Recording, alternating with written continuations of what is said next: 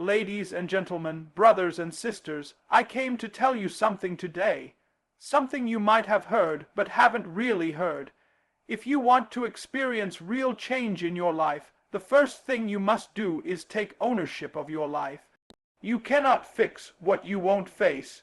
You cannot heal from what you keep hiding. You cannot grow past what you keep blaming on somebody else. Ownership is not a punishment. It is the gateway to power. It is the beginning of breakthrough. Until you say, "This is on me," you will forever be held hostage by circumstances, by people, and by a past that you can't rewind and a future you won't step into. Listen to me. You will never rise above the level of your responsibility.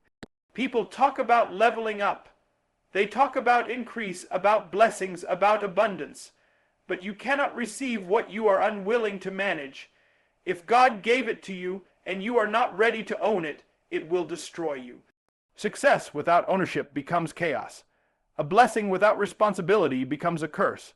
That's why God waits until you are ready to carry the weight of what you've been praying for before He puts it in your hands. When you own your mistakes, you reclaim your power. When you own your pain, you take back your authority. There is nothing more liberating than saying, "I can't change what happened to me, but I can choose how I respond to it. I can't control where I came from, but I can control where I'm going. I am not what they said about me. I am what I decide to become." That is the language of ownership. That is the seed of breakthrough. We live in a world that wants to give you 1,000 reasons to point the finger. At the government, at your family, at your boss, at your ex, at the economy, at racism, at betrayal, at your childhood, at the system. And yes, there are systems that need to change. Yes, there are people who did you wrong. Yes, you've been through things that were not your fault. But listen carefully, it may not have been your fault, but it is still your responsibility to heal. It is still your responsibility to rise. It is still your responsibility to fight for your destiny. Because if you wait for the world to give you permission to succeed, you will die waiting. Ownership is what separates winners from victims. Victims rehearse what went wrong. Winners ask what they can do next. Victims look for someone to rescue them. Winners become the hero of their own story. When you own your life, you take the pen out of other people's hands and you write your own next chapter. You stop waiting for validation. You stop begging for approval. You stop wondering if they see your value. And you start moving like you know who you are. That kind of posture, that kind of inner shift, is what opens the doors of destiny. Let me teach you something. Something that will set you free if you let it. No one is coming to save you. No one is going to do it for you. And that's not something to cry about. That's something to get excited about. Because that means you don't have to wait anymore. That means the power is already in your hands. That means God already gave you what you need.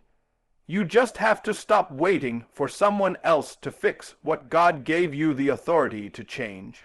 Breakthrough doesn't happen when the situation changes. Breakthrough happens when you change your attitude, when you change your mindset, when you change your habits, when you change your language, when you stop playing the victim and start taking ownership over your choices, your time, your relationships, your money, your growth, your healing, your calling, your purpose. You will never master what you won't manage, and you will never manage what you keep making excuses for. If your relationships are always toxic, it's time to stop blaming the other person and ask yourself, why do I keep choosing this cycle?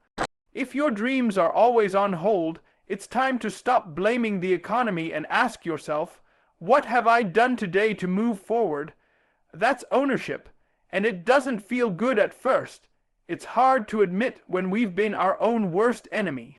But once you do, you break the chains, you break the pattern. You silence the voices of doubt, because now you're walking in truth. And hear me, God will meet you at the place of your decision, not your emotion. Not your confusion, not your fear, but your decision. When you decide to take ownership, all of heaven moves to support your breakthrough. Resources will show up. Wisdom will come. opportunities will appear. But they don't come to victims, they come to visionaries. They come to people who say, "This is my life, and I will not waste it. I will not wait. I will not wander. I will walk boldly into the future God has for me." Because success does not start with your background. It doesn't start with your degree. It doesn't start with who likes you or who doesn't. It starts the moment you say, "I'm responsible for where I go next." That is the moment everything changes. That is the moment breakthrough begins. That is the moment ownership becomes your superpower. So take the keys, step into the driver's seat, and go get what's already yours. Excuses will steal your destiny and make you feel justified while your dreams die in front of you. Excuses sound like reasons, but they are really just comfortable lies dressed in convincing clothes. They will whisper to you, "It's not your time, you're not ready, you don't have enough money, you're too old, you're too young, you've been through too much, it's too late," or "You don't have enough support." And if you listen to those excuses long enough, you'll stay stuck while life passes you by. I've seen too many people with greatness inside of them let their excuses talk them out of execution. They had the vision, they had the idea, they even had the potential, but they didn't have the mindset to push past the voice of hesitation. Because here's the truth, excuses feel safe. They protect your pride. They protect you from failure. They protect you from disappointment, but they also protect you from growth. They protect you from excellence, and they will keep you living a life far beneath the one God called you to live. Let me be real with you. There will always be a reason to wait. There will always be an obstacle to point at. But just because you have a reason doesn't mean you should stop.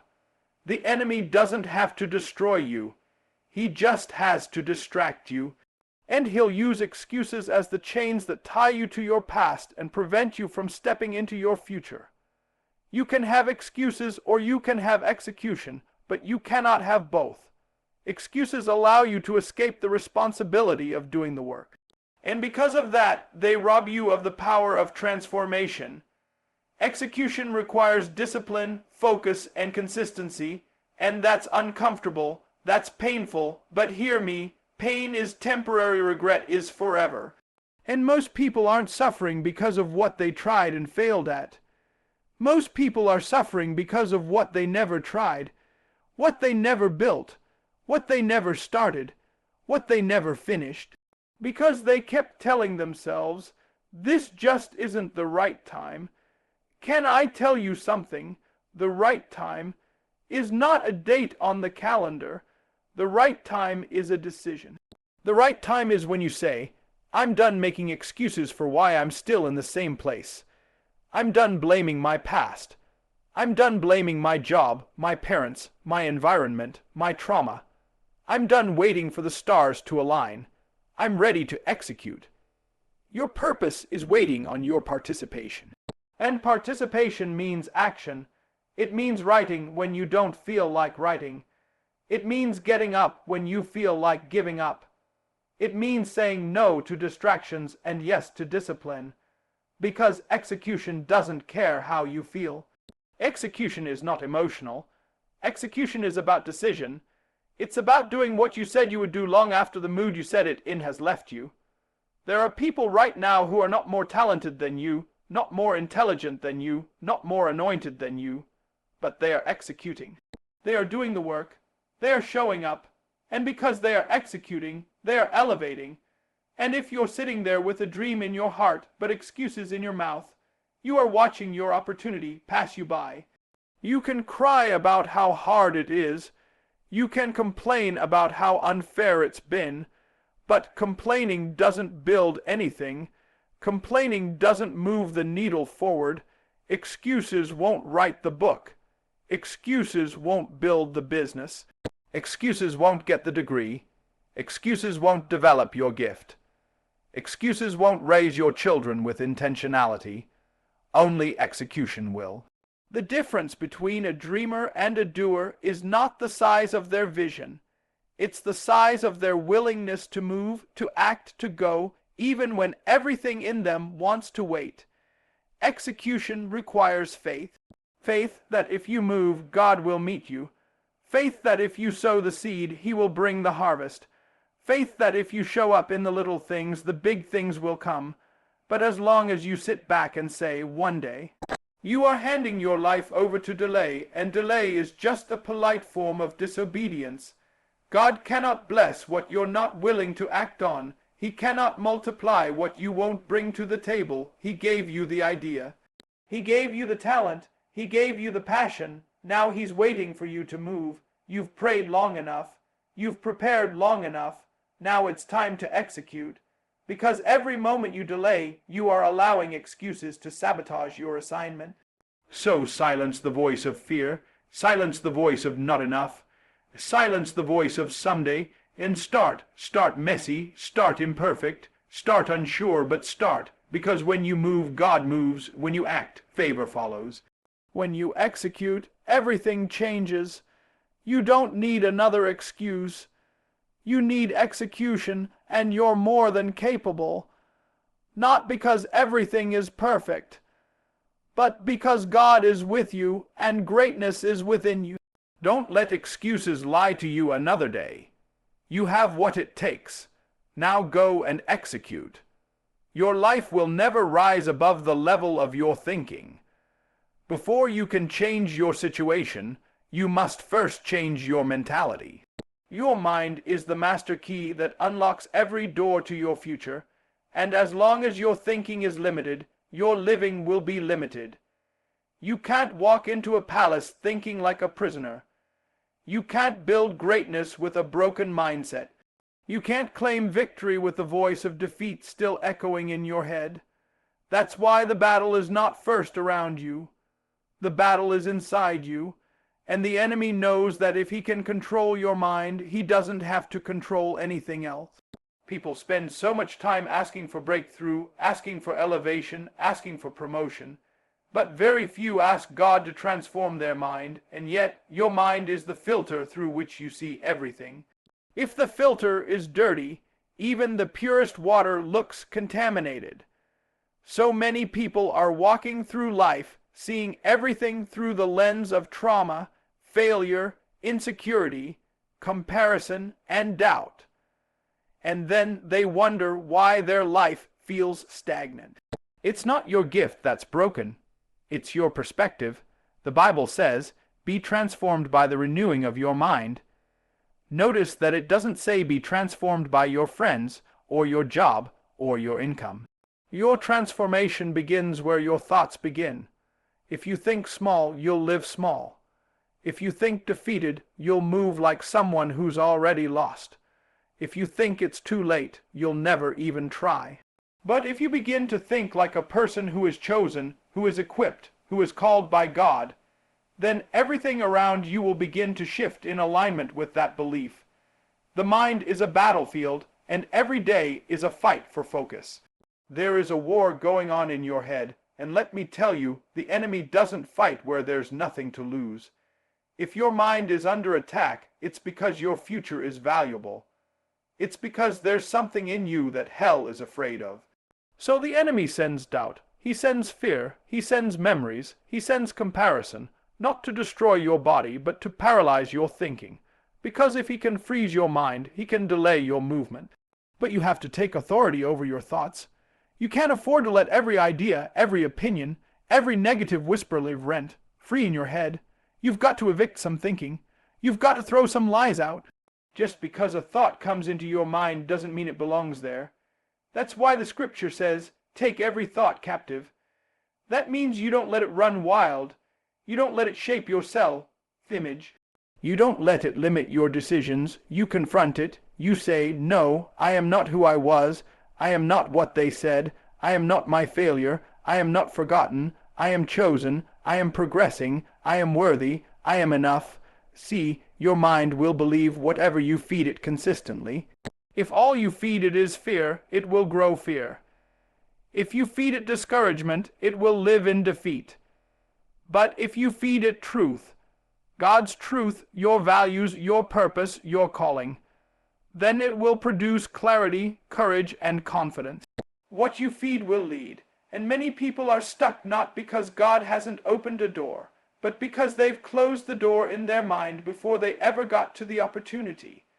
Let me ask you, what stories are you telling yourself? What silent narratives are playing in the background of your life that are keeping you from trying again, from applying again, from believing again, from stepping out again? Because those stories are either building your future or burying it. Some of us aren't waiting on a miracle, we're waiting on a mindset shift. When you change your thinking, you change your identity, and when you change your identity, your decisions follow. You stop settling. You stop shrinking. You stop saying yes to people and places that don't align with your purpose. You stop tolerating confusion as your norm, because when your mind is renewed, your standards are raised. You begin to act like someone who is going somewhere, and that doesn't mean you'll never have doubt. It doesn't mean negative thoughts won't try to creep in, but now you know who you are. You understand that your thoughts are tools, and you've got the power to use them, not be used by them. That's why your mindset matters, because your talent can take you places, but only your thinking can keep you there. Talent without mental discipline leads to self-sabotage.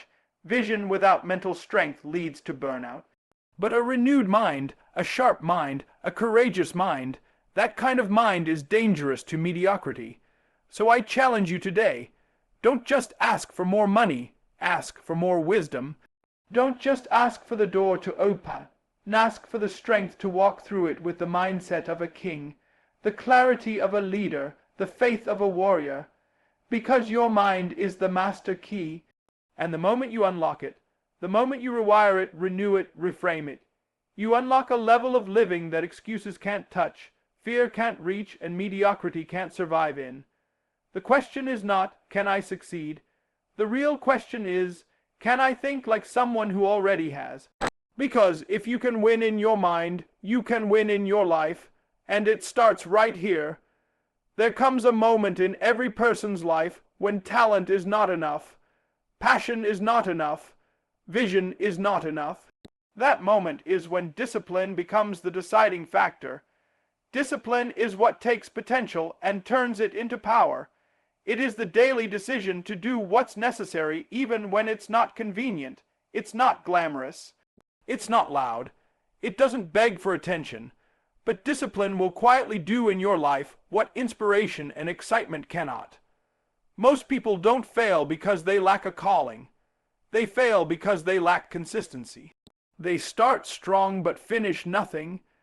They get excited, they get stirred up, they get motivated, but when the feelings wear off and the grind kicks in, they fall off. Discipline is the thing that shows up after the motivation disappears. Discipline says, I don't feel like it, but I'm going to do it anyway. Discipline says, I made a commitment and I'm going to keep it even when it's hard. Because your destiny does not respond to your emotions. It responds to your execution. God gives you the dream, but discipline builds the structure that sustains it. He gives you the seed, but it's discipline that waters it. He opens the door, but it's discipline that walks through it and keeps walking when it gets difficult. Some of you are frustrated not because God hasn't spoken, but because you haven't been consistent. The promise is real, but you have to develop the character to carry it, and that comes through discipline. Discipline is the grind behind the glory. It's the hours no one sees. It's the early mornings and the late nights. It's choosing focus over fun. It's choosing growth over comfort. It's saying no to the wrong things even when they feel good and saying yes to the right things even when they cost you something. If you are going to fulfill your destiny, you must be willing to embrace the discomfort of discipline. Because nothing significant is built without sacrifice. There's a reason the Bible says, no discipline seems pleasant at the time, but painful. Later on, however, it produces a harvest of righteousness and peace. Did you hear that? Discipline doesn't feel good in the moment, but it produces something powerful in the long run. Discipline may not give you immediate results, but it gives you lasting fruit. And we live in a generation that wants instant results without sustained effort. We want promotion without preparation. We want reward without the repetition. But God doesn't bless lazy faith. He blesses diligent work. Let me teach you something that will change your life if you grab hold of it. Your destiny is not decided by one big decision. It's shaped by your daily disciplines. The small things, the unseen things, the habits that no one applauds but that heaven honors. Destiny is not revealed in your dreams. It's revealed in your routines. If your routine doesn't match your destiny, you're only fantasizing. But when your habits begin to align with your vision, your life begins to move forward with power and clarity. The road to your calling is paved with ordinary days. Days when you don't feel anointed. Days when you don't feel inspired. Days when nobody's clapping for you. But those are the days that matter most, because that's where your roots grow deep. That's where your faith is tested. That's where your character is shaped. Discipline teaches you how to work even when no one is watching. And if you can work in silence, God will reward you in public. Look at any person you admire, anyone you consider successful in faith, business, ministry, or leadership. And I guarantee you, behind the scenes, you'll find discipline. You'll find structure. You'll find order, because God is not the author of confusion. He blesses order. He blesses faithfulness. He blesses stewardship. And if you can manage what you have, He will multiply it. But if you waste time, waste energy, waste opportunities, and blame others, your destiny will stay out of reach. You don't have to be perfect to be disciplined. You just have to be committed. Committed to your growth. Committed to your calling. Committed to showing up when you don't feel it. Committed to getting back up when you fall down. Discipline doesn't mean you never fail. It means you don't quit. You reset, you refocus, and you keep moving. Because the vision is worth it. The future God has for you is worth it. And I want to tell you something prophetic. Some of you are closer than you think. The breakthrough isn't far, it's just on the other side of your consistency. If you can hold your course, if you can stop starting over, if you can stop letting your feelings lead you, if you can trust the process and keep showing up, the fruit is going to show up too. The doors are going to open. The favor is going to flow, but only for the disciplined. This is not the season to be sloppy. This is not the season to live by moods. This is not the season to wait for perfect conditions. This is the season to build. This is the season to organize. This is the season to master your time, your mind, your mouth, your environment, your energy, because destiny is calling, and discipline is how you answer. So don't just pray for more, prepare for more. Don't just hope, build, don't just dream, discipline yourself. Because between where you are and where God is calling you to be, there's a bridge, and that bridge is called discipline. Some of us are praying for things we should be working on, crying out to God for changes we've been given the power to make. God is not going to come down from heaven to do what He has already put in your hands. There is a divine part, and there is a human part. And if you don't do your part, you'll be sitting there waiting on God while God is waiting on you. The truth is, many of us aren't stuck because God hasn't moved. We're stuck because we haven't moved. God gave you a brain to think, hands to build, feet to move, and a voice to speak. He gave you strength. He gave you gifts. He gave you wisdom. He gave you opportunities, and He expects you to use them. He didn't create you to sit down in passivity, expecting Him to carry you where He's already told you to walk. When He created Adam, He didn't just give him a garden. He gave him a responsibility. Tend it, work it, guard it. That's the model from the beginning. God provides the space, but you must cultivate it. We keep saying, God, send the opportunity, and He's saying, what did you do with the last one I sent? We're saying, God, bring the increase, and He's saying, where is your preparation? We're asking for overflow, but haven't managed the little we already have. God is not wasteful. He is a wise investor, and He won't pour more into hands that are not faithful with what they hold now. You've got to prove your readiness not just through your prayer life, but through your priorities, your planning, your action. When Moses stood at the Red Sea, the people were panicking. He cried out to God. And do you know what God said? He said, "Why are you crying out to me? Tell the people to move forward." That's right, move. God was essentially saying, I already gave you the authority. I already gave you the rod. I already gave you the plan. Now walk in it. See, some miracles are waiting for your motion. Some breakthroughs are waiting for your boldness. You're asking God to part the sea while you're still sitting in the boat. Faith is not just believing. Faith is doing. The Bible says faith without works is dead. That means if your belief doesn't push you to act, it's empty. You can pray all day for a job, but if you don't prepare a resume, if you don't apply, if you don't grow your skills, don't blame God. You can fast for healing in your family, but if you refuse to forgive, refuse to communicate, refuse to grow, then don't say the healing didn't come. God responds to effort. He blesses movement. He breathes on whatever you put your hands to. We have to stop using spirituality as a disguise for laziness. God is not your personal assistant. He is your divine partner, and partners require participation. There are things God will do that you cannot do.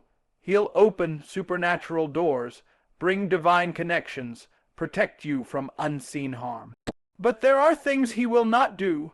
He won't write the business plan. He won't study for your exam. He won't make the phone call. He won't discipline your habits. That's your job. Think about David. He didn't just sit around asking God to defeat Goliath. No, he stepped into the field with a sling and a stone. He used what he had. He ran toward the giant. That's execution. That's faith in motion.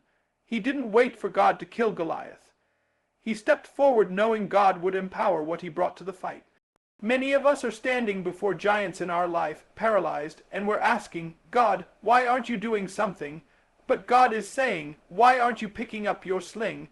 What tools have you ignored because you didn't think they were enough? What actions have you delayed because you were hoping for divine intervention where God was looking for obedience? You want to write the book, start writing. You want to lose the weight, start moving. You want to lead the ministry, start learning. You want to restore your marriage, start serving. God is not holding back your breakthrough. Your own inaction might be. He gave you the power to begin, and if you begin, He'll bring the increase. This is your moment to rise. No more blaming, no more waiting for someone else to do it. No more hiding behind long prayers when short action is required. Pray, yes, but don't stop there. Put your faith to work. Because God meets you at the intersection of faith and action. That's where miracles are born. Not just in the heavens, but in the hands of those who show up. You are not helpless. You are not powerless. You are not waiting for a sign. The sign is you're still here, still breathing, still standing. That means your assignment is still active and your responsibility is still real. You've got to push. You've got to press. You've got to act like you believe the future you keep talking about, because nothing changes until you do something. God is faithful, but He's also just, and He honors those who move in faith, who step into the unknown, who trust Him enough to show up. So today, stop waiting for heaven to do what's already in your power. You are not stuck. You're just one act of obedience away from momentum. Move, act, build, do. God will bless what you do, but you must do. So as we come to the close of this message, I want you to understand this deep in your spirit. Success is not reserved for the elite, the lucky, or the chosen few. Success is a decision. It's a mindset. It's a commitment, and above all, it's a responsibility. The world may offer you excuses, distractions, shortcuts, and delays, but heaven has already equipped you with everything you need. The question is not can you succeed, it's will you take ownership of the success that's already within reach. You are not waiting on a miracle. You are walking in one. You are not short of time. You are short of focus. You are not under-equipped. You are underactivated. And the moment you decide to rise, to stop blaming, to stop stalling, to stop doubting, and to start building, thinking, and acting with discipline and determination, that is the moment you will begin to see the hand of God move with power in your life. Your vision matters, your work matters, your voice matters, but it will only produce fruit when it's matched with action, consistency, discipline, and belief. Yes, God will guide you. Yes, He will open doors. Yes, He will favor your steps, but you must take the steps, because God will never do for you what you are unwilling to do for yourself. He partners with your effort, not your excuses. So now I charge you, rise up with clarity, walk with focus, think with faith, build with excellence, live with purpose. Don't sit back and wait. Go forward and create. Because at the end of the day, the keys to your destiny, the bridge to your future, and the foundation of your success don't lie in somebody else's hands. They lie in yours. Success depends on you, not someday.